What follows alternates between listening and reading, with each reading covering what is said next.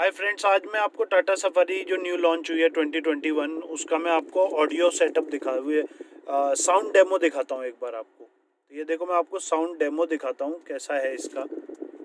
तो देखो, अगर आपको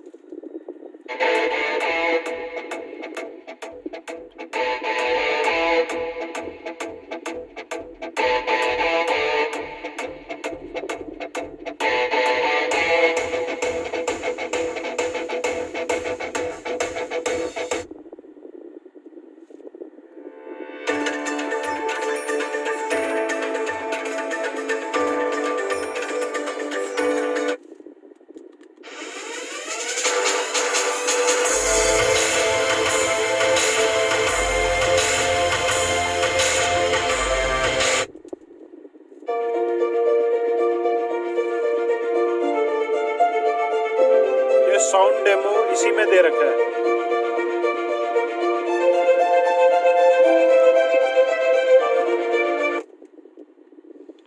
आपको अगर ऑडियो सेटअप करना है तो आप यहाँ से कर सकते हो। मैंने तो अभी ये नॉर्मल कर रखा है,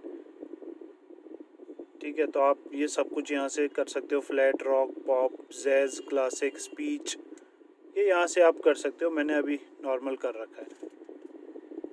होप आपको समझ में आया होगा कैसे चेक करना है। तो इसमें साउंड डेमो का दे रखा है, ये मैंने आपको शो किया है।